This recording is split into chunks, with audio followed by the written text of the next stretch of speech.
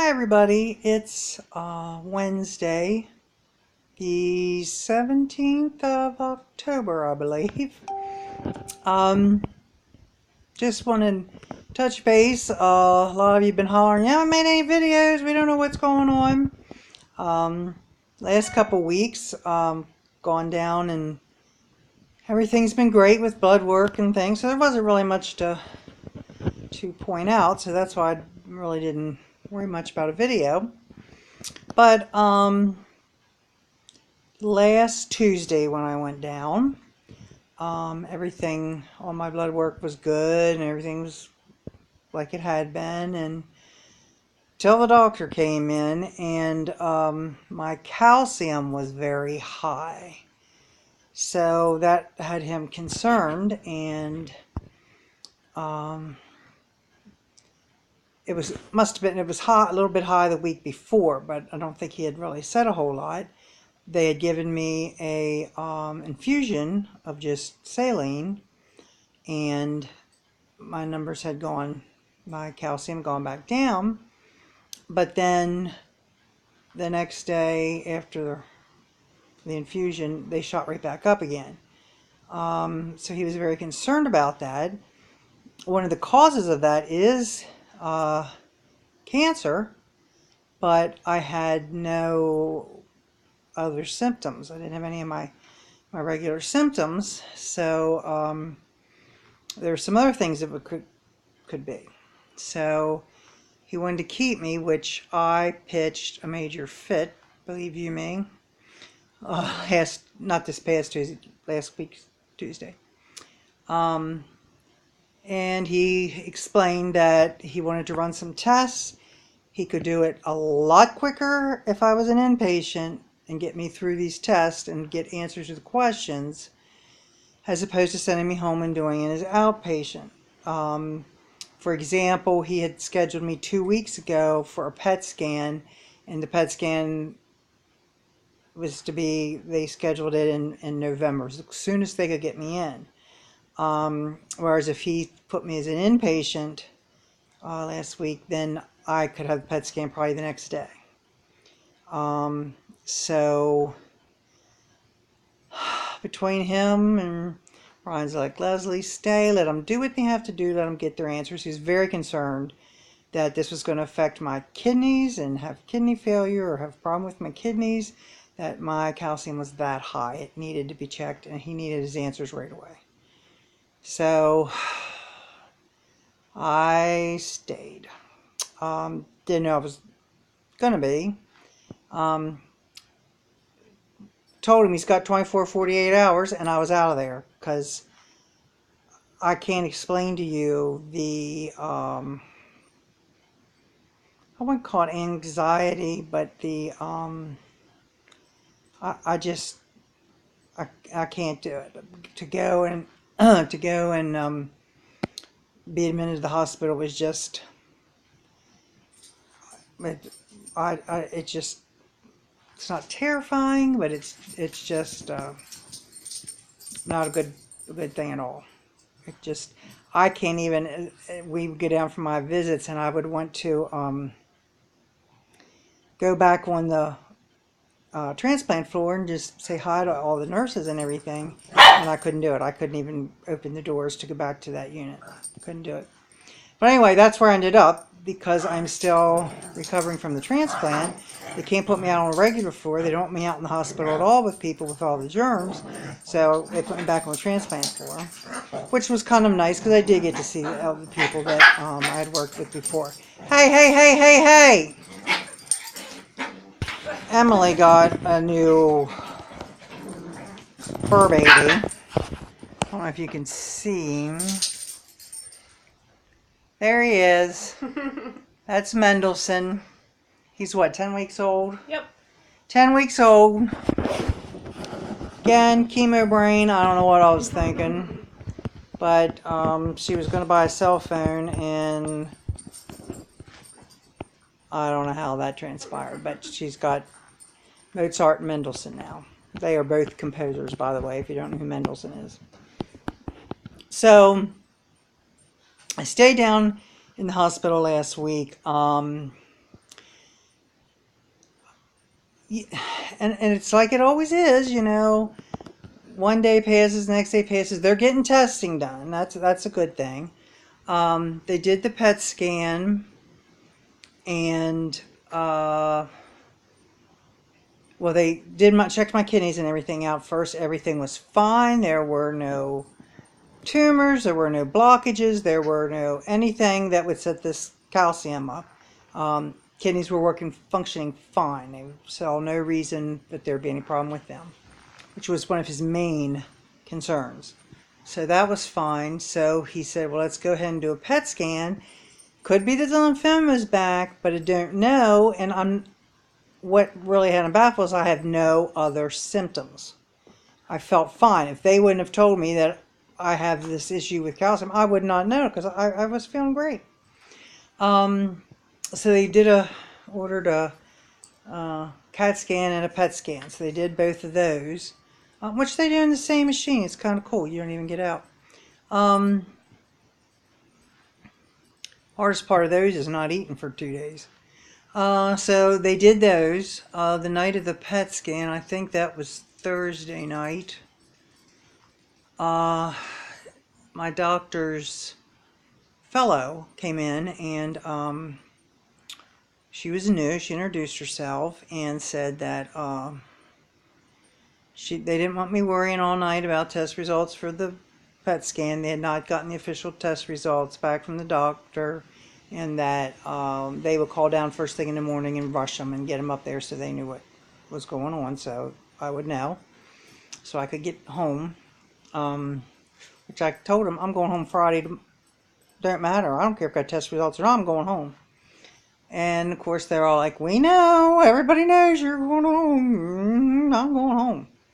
So she said, you know, they'll be in to see you in the morning. She said, anything we got was a quick look at the scan, and there was a couple hot spots, which immediately upset me because I knew what the hot spot. I know what that is. That's lymphoma back. So I said, well, were there tumors or what? And she said, no. Don't worry about it. The doctor will be in. We don't know what it is. We got to wait till we get that report and see what that is. So don't worry yourself about it. Well, I do know what it is. Been there, done that 4 times now. Yeah. So, need to say I wasn't too happy about that news. So the next morning, his, I guess, physician's assistant came in, and she said, did you get word about results? And I said, well, the only thing I know is there were some hot spots. She said, they're very tiny. I mean, very tiny. In fact, if you were just glancing at the images, you might not even see them. They are that tiny. They're very tiny. And it's just lymph nodes. It's nothing else. So she said, still waiting on the report. She said, but he is not ready to say yet that it's lymphoma back because you have no other symptoms. There's no other symptoms. So I said, well, I find that's it. What else is it? I mean, but they asked me some other things about family history and stuff. And things that it could be, so I'm like, okay, but I'm pretty convinced it's the lymphoma back. So she said, well, you just wait till the doctor gets his results and talks to you and don't draw your own conclusions. I said, all right, but I'm going home. And she said, yes, one way or another, I'm getting you out of here today. You will go home. Today's Friday. So I appreciate that. I thank you for getting me out of here, but let me explain something to you. I don't want you guys to think I'm down here being hard-nosed. Oh, she doesn't want to admit it, and when she does, she wants out right away, and you know, I said, you guys got to look at it from my point of view. You all have been dealing with me and think that, oh, she's been in the hospital for the last 2 months. I have been in the hospital for the last year. I have no quality of life. None. I've been to church once in a year. I've been to the grocery store 3 times. I have been to the mall once. I have been, where else had I been? I forget where the other place was. I said, I just, because of watching numbers and infections and all that, and my immune system being compromised all this time, I said, I have no life. I haven't kissed over my grandkids for a year. They're 3 and 5. This is ridiculous. I appreciate the effort you're putting in, and helping me and doing it. I said, I really do. But if I'm just going to go home and sit in a chair and I can't go anywhere and I can't do anything because I might catch a germ, what life is that? That's not life. There's no sense. There's no sense in being. So I said, I want you to understand where I'm coming from. And she said, well, you're absolutely right, because you got to have a quality of life. And it sounds like you haven't had any. I said, no, for a year I haven't. I said, and last year this time I was in the hospital till the week before Christmas is when I got out. Could not even stand up on my own. Couldn't even stand up with help. I was bedridden when I left Meredith. That was a mess. That was a terrible time. And I said, and this year, I missed all the birthdays. I missed Thanksgiving. I missed Christmas shopping, Christmas parties, Christmas programs, Christmas plays, baking things for Christmas and Thanksgiving and all the family gatherings. I missed it all. And I said, I'm not missing it this year. So hook me up with whatever you got to hook me up with, because I'm not going to be in a hospital. I will do whatever you ask me to do as an outpatient. I have no problem. Trust me, I have no problem doing it. But I'm not going to be stuck in a hospital again. No way. No way. So she said, well, I appreciate you telling me that. And she said, and it is. It's about quality of life, and we will see that you get it. Because now, we understand a little bit more. So that was good. And so I was released Friday. They did a biopsy, wanted a biopsy done. So they did a biopsy in my neck. That was a trip. They numb an area, but she didn't stay in it. What they do is take a needle and they put it in your neck. She had a terrible time finding a lymph node big enough to even get the needle. She said, they are so tiny. I don't know if I'm going to get anything or not. She just kept saying, they're so tiny. And they have a guy come right in with his microscope. So as soon as she gets a vial out, what they do is they stick the needle in your neck into the lymph node, and then they just back forth to fill it with cells. And then when they think they get enough, they pull it out. They did that 9 times. Yeah. So anyway, like the first 3 vials, he said, there's nothing here but blood. So that was very helpful having somebody there, and they have it's guided by the ultrasound machine. And so anyway, they got, I hope, enough to do a biopsy and make sure that it was lymphoma, because at that point, there was no symptoms. So I went home Friday. Saturday, lo and behold, got a little chilly. Didn't get the rigors, just got a little chilly. Got a little warm. Didn't go over. A fever's technically 100.4 and up is a fever. So it didn't get a fever. It got up there, but it didn't pass getting a fever. By Sunday, it was full blown. I had the rigors so bad. That is chills so bad your body just shakes, and there is nothing you can do to stop it except for Demerol.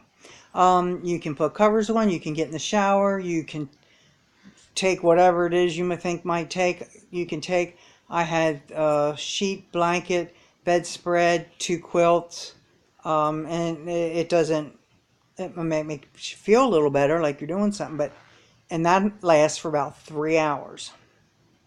Then you can't stop. Your body's exhausted. You're done. When that starts slowing down, then your face starts getting red, rash comes out, the heat starts coming, and you go right from being cold to being hot. Then the fever comes. then you get a fever, and you get hot. Then all those covers you piled on, you're pitching off. Then that also lasts for about 3 hours. Then that fever drops off to normal, and you feel fine. You feel great. You don't have any problem at all. But it is, well, nighttime, sometimes you get the night sweats after it all. But it's a good 6 hours of your day fighting off that stuff. So that was Sunday and Sunday night. So I had an appointment Monday to go back down and have my labs done. So they checked all that, and I explained that my symptoms were back. So the doctor wanted to see me, so I was supposed to just see the nurse and have my numbers all checked. So we stuck around and talked to the doctor. So he said, well, of course he'd been thinking about what we were going to do. Chances were it was lymphoma, so I mean, he still wouldn't guarantee it because he doesn't have the results back yet. But they have this figured out, the next treatment that they want to give me. It's a treatment that is reserved for people who have had reoccurrence like this. So I'm not sure exactly why it's just reserved for them. I don't know if it's something that's very expensive and, you know, they want to try chemo first. It's got a small touch of chemo in it. It's an infusion that you get once every couple weeks. I think it takes about a half hour to an hour to infuse you. And then you get up and go about your business. And, you know, it's not, it has some chemo in it, but it is not strictly chemo. And it's kind of like an immunotherapy kind of a thing.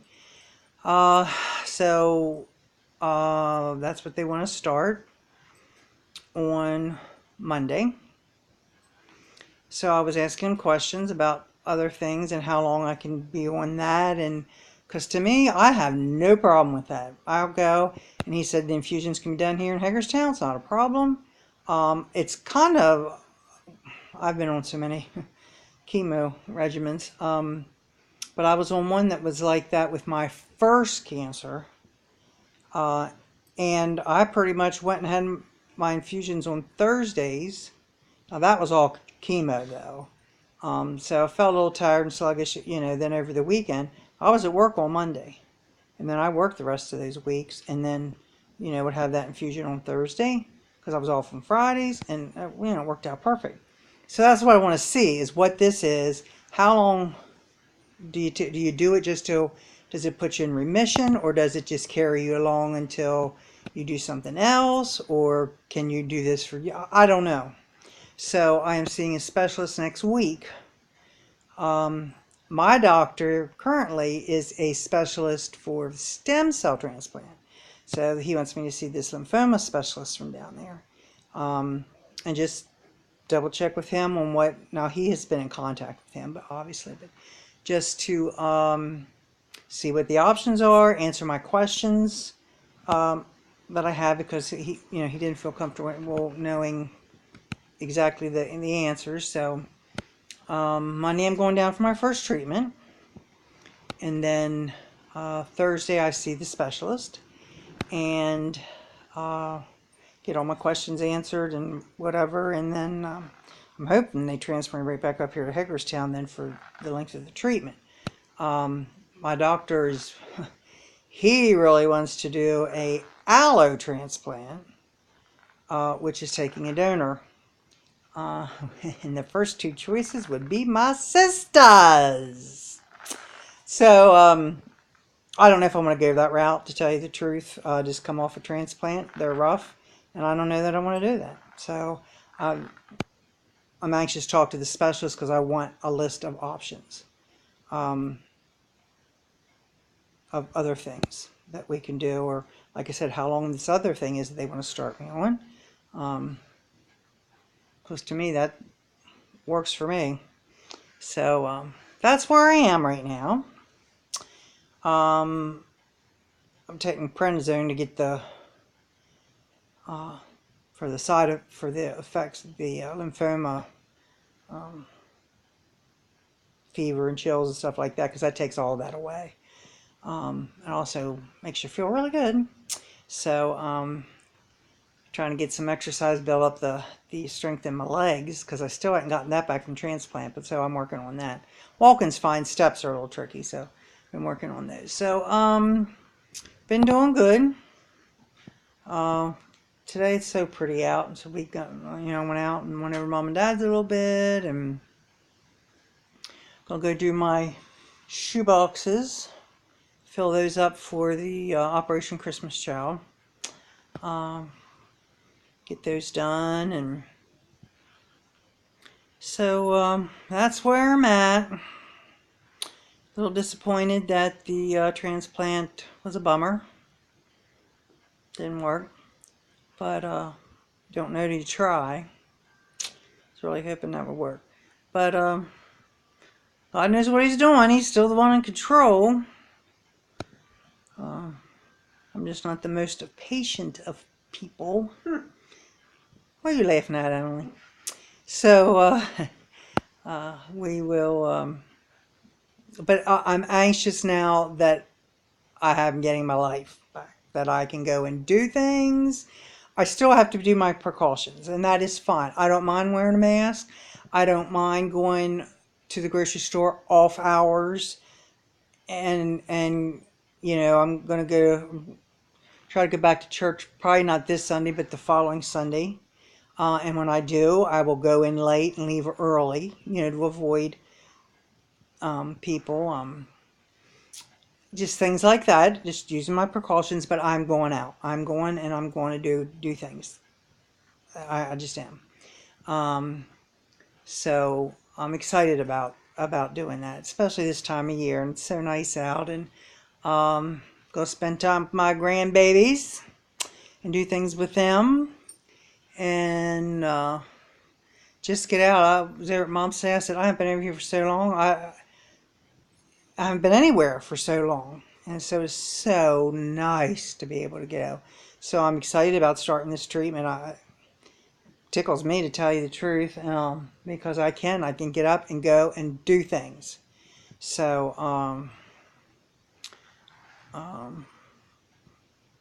I'm excited. So I'll be seeing you around, because I'm going to be out. My hair's coming in. I think the stuff that I am taking will not make my hair fall out.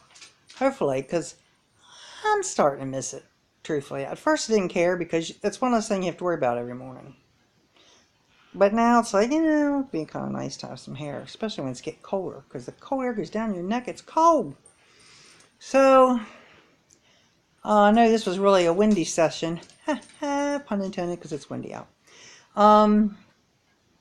But I want to explain everything so everybody knows what's going on, and I still appreciate I'm still getting cards and people still praying for me, and I appreciate that. I really, really do. It's just so nice to know. And there's days that I'm just so sick or don't feel good. And the people's praying for it, it picks you up and really helps you out. So I appreciate that. And I will be keeping you updated. I guess I will update Monday after I have my first treatment, let you know how that went and what that is and how it lasts, and whatever questions. I don't know with the ladies who give it to me, infuse me, how much they will know. But then I'm really anxious to see that doctor on Thursday and talk to them and find out what's going to be going on. So I'm excited. I'm excited to get back to things. And so you all take care, and remember, God loves you. So do I. Bye.